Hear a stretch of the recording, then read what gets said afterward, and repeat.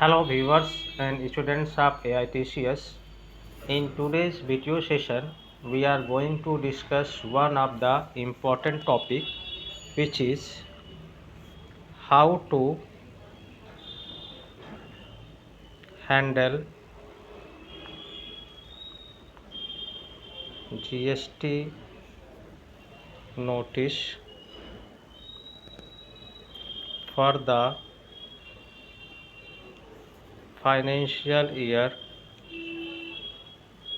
2017-18 and 2018-19. Many of the companies nowadays are getting GST notice for these financial years 2017 और 2018-19 के लिए अभी GST department से बहुत सी नोटिस बहुत सी कंपनी के पास आ रहा है। तो पहले हमको ये समझना है कि वाई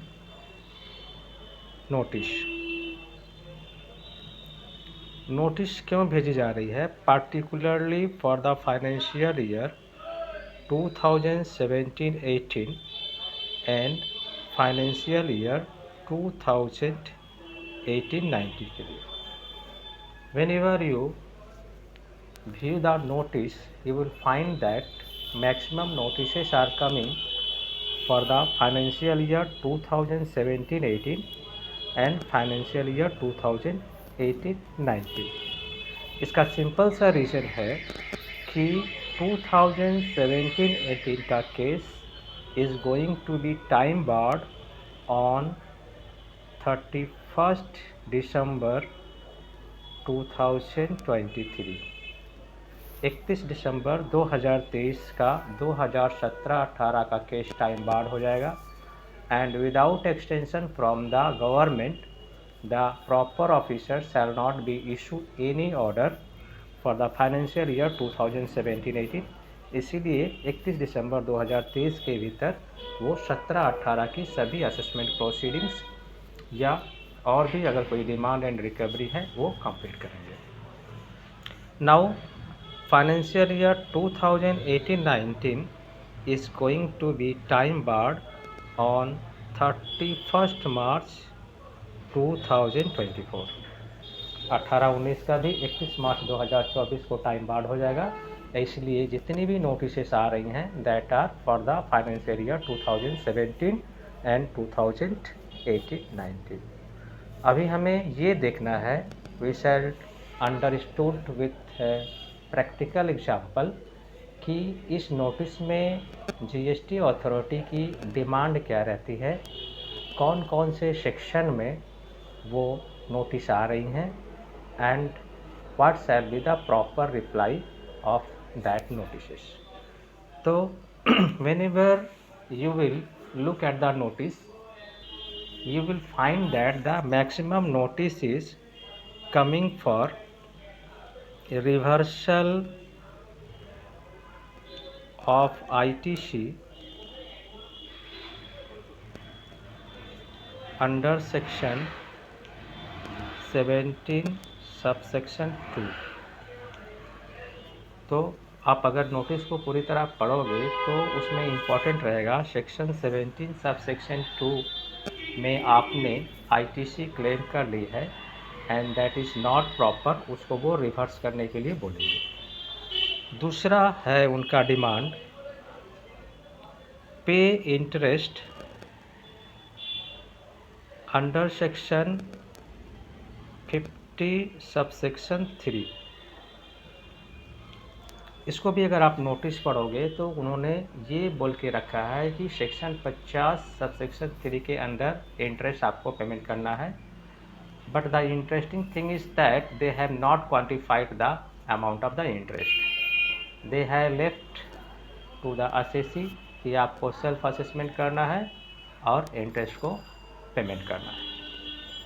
तीसरी चीज़ which is demanded in the notice is penalty, that is under section 73(8) और 73(9। तो there are 3 components of the notice. पहला है कि ITC should be reverse under section 17 sub section 2। दूसरा, interest should be paid under section 50 sub section 3। और तीसरा, penalty if applicable should be paid under section 73(8) और 73(9। इस वीडियो सेशन में we shall discuss in detail. Video थोड़ी लंबी होगी, फिर भी जानकारी के लिए आपको देखना है कि ऑल ये सेक्शन 17 सब सेक्शन 2 क्या है, सेक्शन 50 सब सेक्शन 3 में इंटरेस्ट की कॉम्पुटेशन कैसी होगी, और penalty under section 73 sub section 8 या 73 सब सेक्शन 9 में कैसे होगी। तो चलो आगे बढ़ते हैं। पहले हम देखते हैं reversal of ITC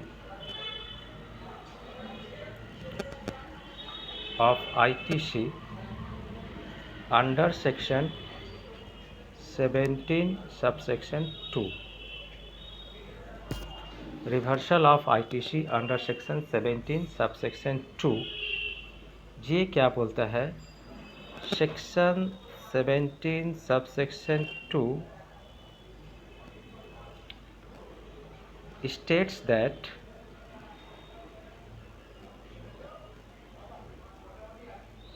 if goods or services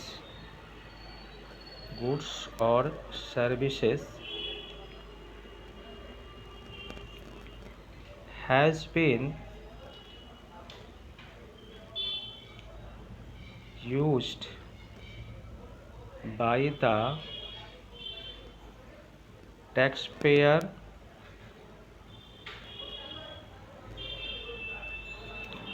partly for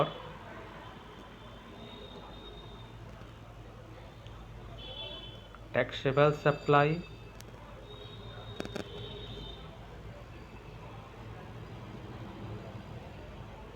plus export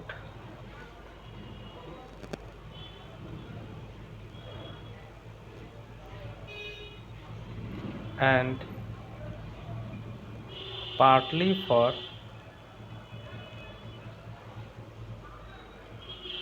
exempted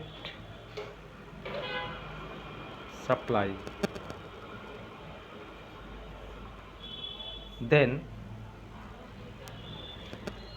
ITC should be restricted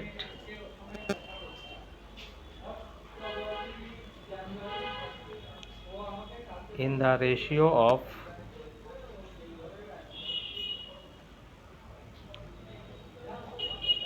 taxable plus export supply.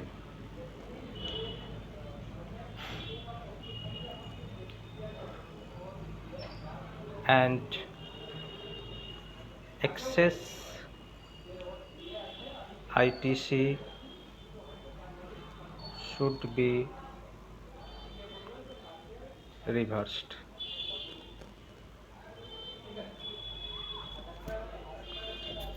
Simple सी बात है। सेक्शन 17 सबसेक्शन 2 बोलता है कि अगर कोई भी रजिस्टर्ड पर्सन कोई भी ऐसा गुड्स या सर्विस परचेज किया है, इनपुट टैक्स क्रेडिट लिया है, जिसका उपयोग वो टैक्सेबल सप्लाई इंक्लूडिंग एक्सपोर्ट और एग्जेम्प्टेड सप्लाई दोनों के लिए करता है। Here it is to be noted the word has been used exempted supply, nil rated and non-GST supply will not be taken into consideration while calculating the ratio. तो अगर कोई भी इनपुट्स आपने टैक्सेबल सप्लाई इंक्लूडिंग एक्सपोर्ट और exempted supply के लिए लिया है, तो आपकी एलिजिबिलिटी ITC की होती है in the proportion of the taxable supply plus export only. इससे ज़्यादा अगर आपने ITC अवेल्ड किया है तो आपको वो रिवर्स करनी पड़ेगी along with interest under section 50 sub section 3।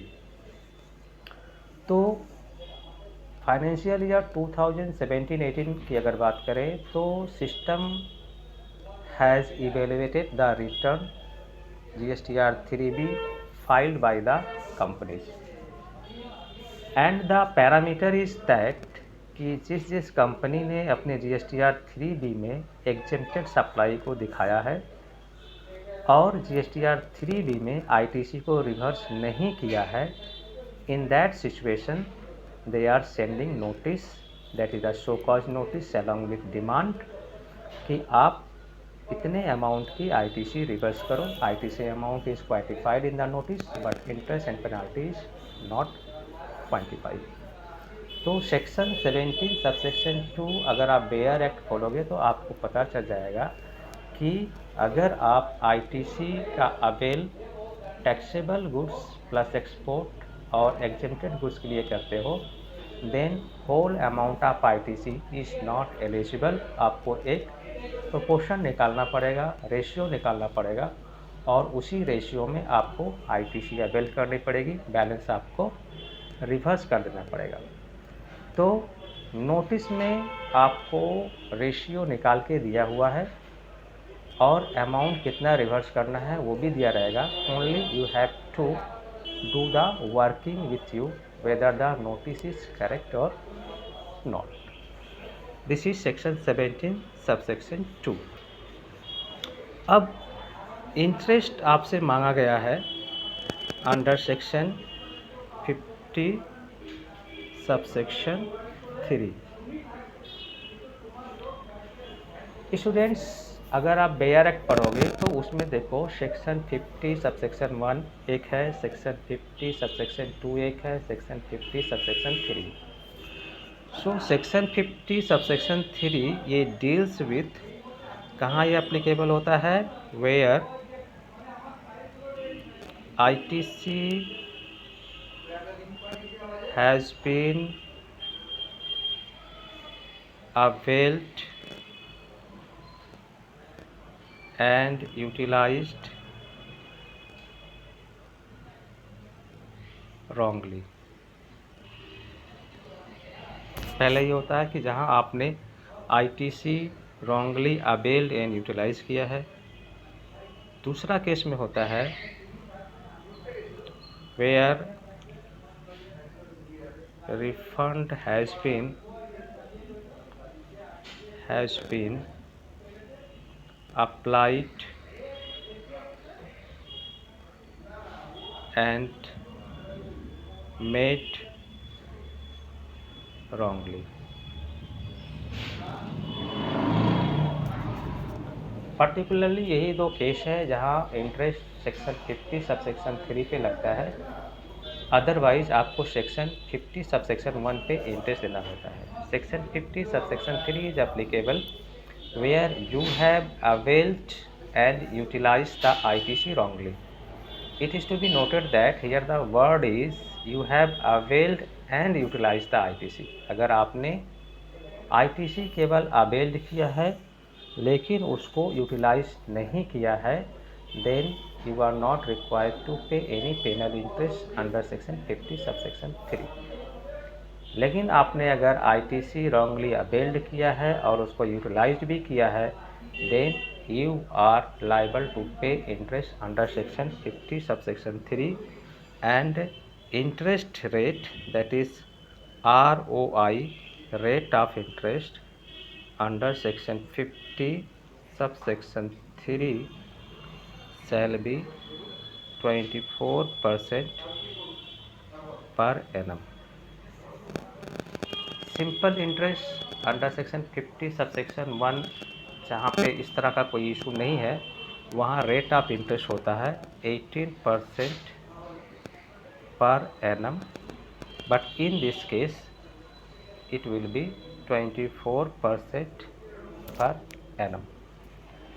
तो ये बात आप समझ गए होंगे कि अगर आपने रॉन्गली ITC अवेल किया है तो नोटिस में ये भी बोला गया है कि यू हैव टू पे interest under section 50 sub section 3, लेकिन नोटिस में कोई भी इंटरेस्ट का अमाउंट कैलकुलेट नहीं है, ये आपको करना पड़ेगा।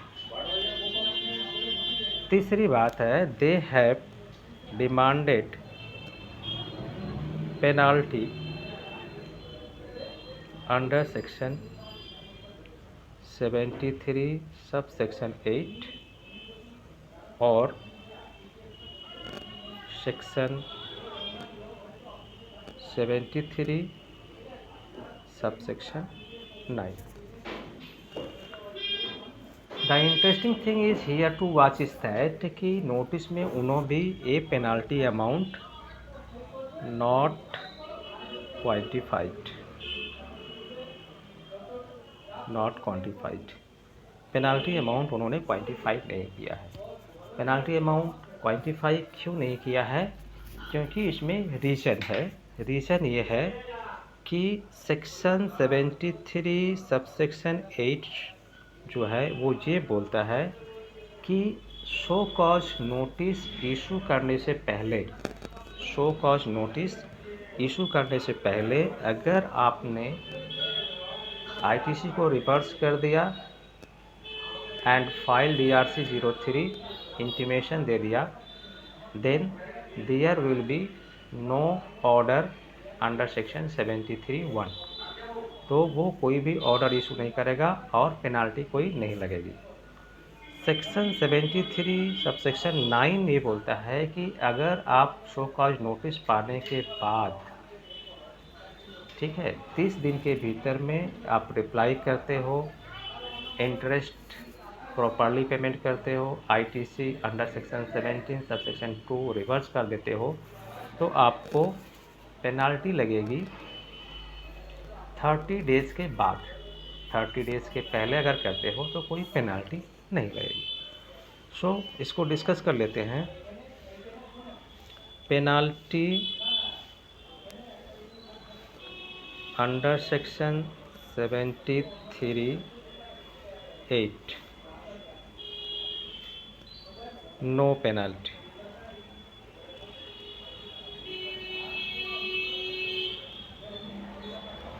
लेकिन कंडीशन क्या है? कंडीशन ये है कि you have to reverse ITC under section 17(2) subsection 2 calculated on the ratio हम लोग अभी एग्जाम्पल में डिस्कस करेंगे, and intimation should be given in DRC 03 form.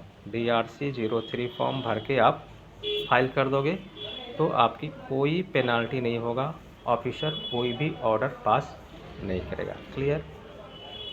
अब देखो, penalty under section 73 subsection 9,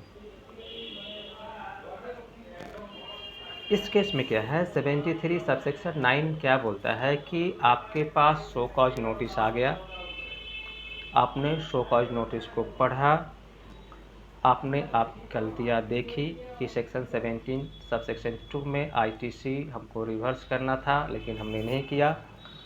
you have complied the notice, ITC reverse जो amount notice में दिया हुआ है उसको आपने रिवर्स कर दिया, DRC 03 फाइल कर दिया। फाइल करने के बाद आप जो है क्या एक्सपेक्ट करेंगे? ये डिपेंड करता है कि आपने शो कॉज नोटिस का रिप्लाई कितने दिन में किया। अगर आपने शो कॉज नोटिस का reply less than 30 days, 30 days के भीतर किया तो आपके ऊपर कोई पेनाल्टी चार्ज नहीं होगी, नो पेनाल्टी। ठीक है? लेकिन अगर आपने नोटिस की रिप्लाई जो है वो की आफ्टर 30 डेज, ठीक है, तो पेनाल्टी आपकी लगेगी 10% of the amount of ITC to be reversed और rupees 10,000 whichever is higher. ठीक है, तो अगर आपने शो कॉज नोटिस की रिप्लाई कर दी, DRC-03 फॉर्म भर दिया, DRC-03 भर दिया 30 दिन के भीतर, तो पेनाल्टी नहीं लगेगी। अगर 30 दिन के बाद किया है तो 10% of the amount of ITC to be reversed और ₹10,000 विच एवर इज हायर, ये आपकी पेनाल्टी लगेगी। This is condition which has been stipulated under section 73 subsection 9। तो थ्योरेटिकल पार्ट आपने डिस्कस कर लिया आपके साथ, तो इसको एक ब्रीफ कर देते हैं कि 2017-18, 2018-19 की नोटिस कंपनी को इसलिए मिल रही है क्योंकि ये केस टाइम बार्ड होने वाले हैं। 17-18 के केस 31 दिसंबर 2023 जो आने वाला है टाइम बार्ड हो जाएगा। 2018-19 का केस मार्च 2024 में टाइम बार्ड हो जाएगा। इसलिए गवर्नमेंट की कोशिश ये है कि सभी को नोटिस भेजा जाए। The companies are receiving maximum notices under section 17 subsection 2, जो ये बोलता है कि ITC केवल आप टैक्सेबल गुड्स और एक्सपोर्ट के लिए दे सकते हैं, एग्जेप्टेड गुड्स के लिए नहीं दे सकते, इसलिए आपको ITC रिवर्स करना पड़ेगा। अब चलिए मानते हैं कि आपने एक कंपनी का नोटिस पाया है, you have received the notice from the GST department for a company that is your client company और your employer company. After study the notice you have found that they have demanded to reverse the ITC under section 17 subsection 2. They have also demanded to pay interest under section 50 subsection 3. They have also demanded to pay penalty under section 73 subsection 8 और section 73 subsection 9। तो आपको इसकी reply कैसे करनी है एक example से समझते हैं। अब चलिए एक लेते हैं एग्जाम्पल लेते हैं। एग्जाम्पल क्या है? Suppose that a company has filed GSTR 3B for financial year 2017 and 18। 2017-18 के लिए कंपनी ने GSTR 3B फाइल किया है और उस GSTR 3B में उसने क्या दिखाया है आप नोट कर लो तो एग्जाम्पल समझने में सुविधा रहेगा। GSTR 3B 2017-18 के लिए उसने दिखाया है taxable cell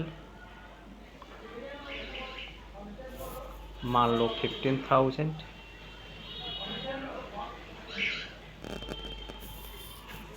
export cell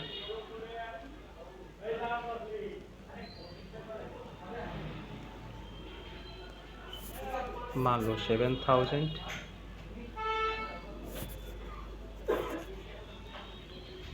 exempted cell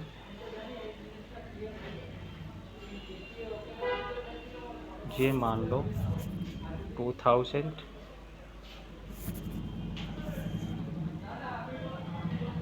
nil rated cell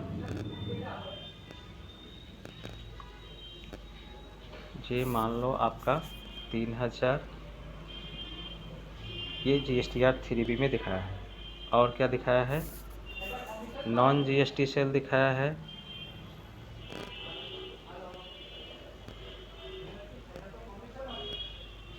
ये दिखाया है 5,000। ठीक है, और ITC क्लेम किया है GSTR 3 में, ITC claim that is ₹6,000। ITC reverse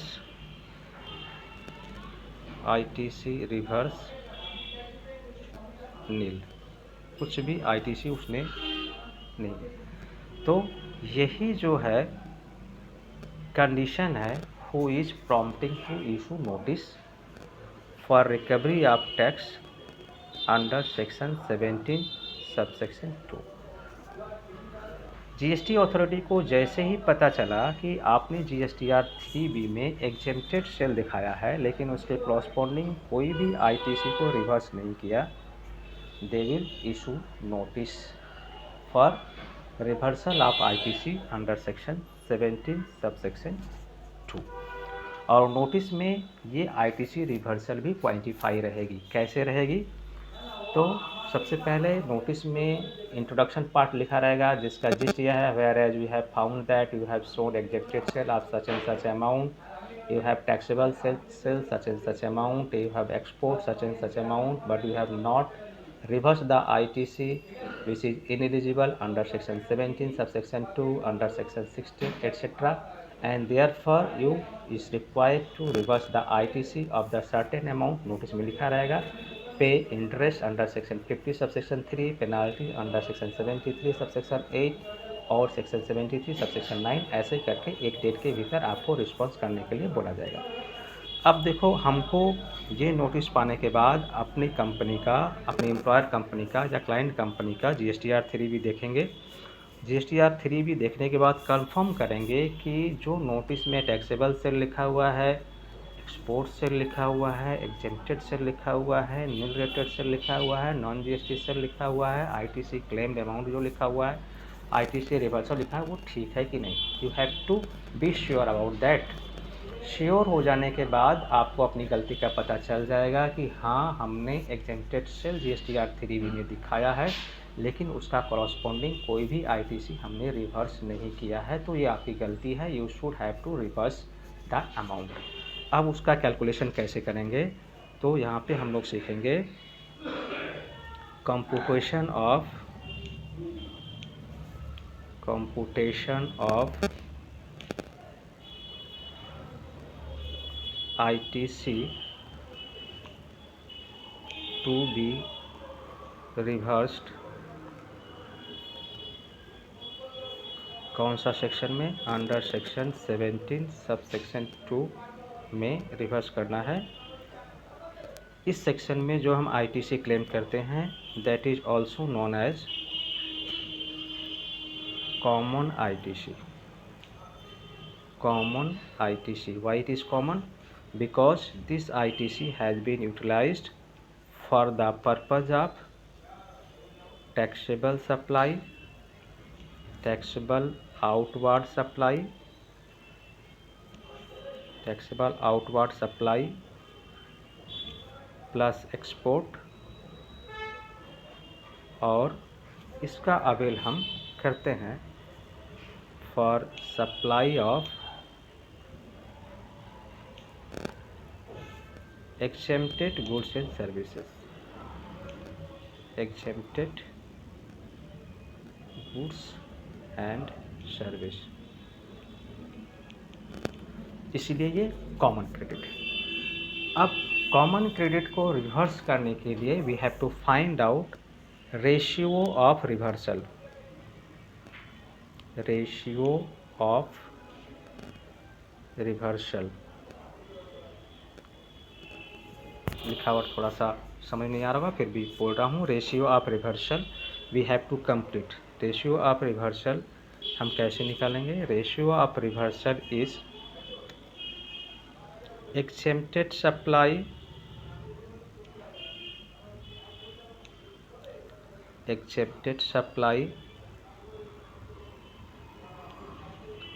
divided by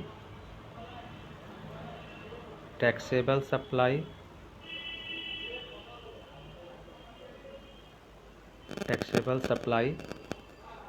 plus export, EXP माने export। exempted supply divided by taxable supply plus export into 100। आप इस तरह कैलकुलेशन करना तो नोटिस के साथ में ये रेशियो मिल जाएगा into 100। Here we have to note that exempted supply तो आपको पता है और टैक्सेबल सप्लाई प्लस एक्सपोर्ट आपका रिटर्न में नील रेटेड भी है, नॉन जीएसटी भी है, वो सब नहीं लेना है। केवल taxable supply plus export divided by 100, ये आपका रेशियो ऑफ रिवर्सल आएगा। तो हमने जो एग्जांपल लिया है उसका ROR अगर देखते हैं, ROR मतलब होता है, ROR कोई लीगल लैंग्वेज नहीं है, for the sake of the simplicity हम इसको RO बोलते हैं, रेशियो ऑफ रिवर्सल। तो रेशियो ऑफ रिवर्सल हम जो एग्जांपल लिए थे, एग्जांपल उसमें देखते हैं, अगर आपने नोट किया है तो खोलिए। एग्जांपल में हमारा एक्सेप्टेड सप्लाई था 2000, ठीक है, और taxable supply plus export, taxable supply plus export plus accepted supply, ये मिलकर हमारा था टैक्सेबल सप्लाई प्लस एक्सपोर्ट, ये मिलकर हमारा था कितना था, ये हमारा था 22,000, ठीक है। अगर आपने नोट किया है तो मिला लो 2000 exempted supply divided by taxable sale plus export sales into 100, ठीक है। अब इसको अगर आप करो तो यहाँ हमारा क्या रेशियो बनता है, एक बार आप कैलकुलेटर चला के देखो कि 2000 डिवाइडेड बाई 22,000 इंटू 100 आपका क्या रेशियो आता है। चलो तब हम इसको एक बार कैलकुलेशन करते हैं। तो आपका ये क्या रेशियो आएगा, आपका रेशियो यहाँ पे आएगा, एक मिनट कैलकुलेशन करने दो, सिंपल कैलकुलेशन है, फिर भी कैलकुलेटर चलाना पड़ रहा है। तो आपका ये जो आएगा 2000 डिवाइडेड बाई 22,000 इंटू 100, तो मेरे ख्याल से इट इज़ कमिंग 9%, ठीक है।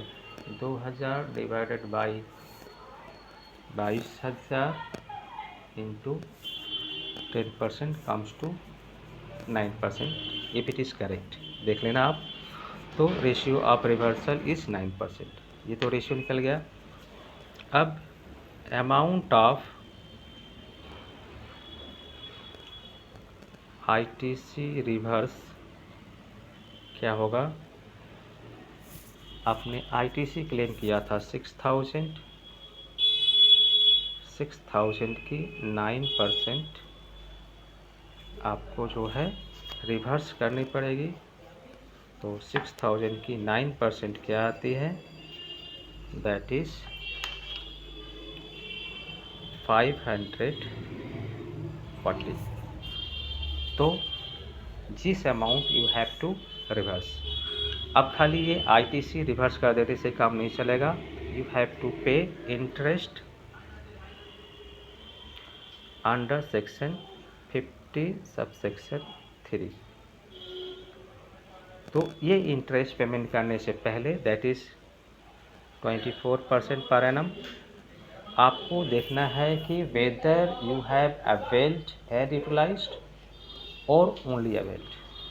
अगर आपने अवेल्ड एंड यूटिलाइज किया है तो इंटरेस्ट 24% पर एनम आपको देना है, अदरवाइज नहीं देना है। अब नेक्स्ट आता है पेनल्टी। पेनल्टी क्या है, आपको नोटिस मिल चुका है, you have to reply within 30 days, 30 days के भीतर रिप्लाई करो, पेनल्टी वुड बी 0। तो ITC रिवर्स करो, ITC रिवर्स करने के बाद DRC 03 फाइल करो, और फाइल करने के बाद write a reply to the notice, जहाँ से आया है, जिस ऑफिसर के पास से आया है उसको रिप्लाई करके बोलो कि मैंने आईटीसी रिवर्स कर दिया, इंटरेस्ट हमारा बनता था पेमेंट कर दिया, इंटरेस्ट नहीं बन रहा है तो क्यों नहीं बन रहा है, पेनाल्टी नहीं बन रही है तो क्यों नहीं बन रही, everything you have to write and submit to the concern department. In this way, your compliance for the notice issued by the Department for Demand and Recovery show cause notice shall be complied with. Hope that you have understood the topic. If anyone has any suggestion, comment or any query, please write in the description box. If anyone wants to take GST income tax filing training with us, please write for the prospectus at the WhatsApp number given in the description box. Thanks for watching.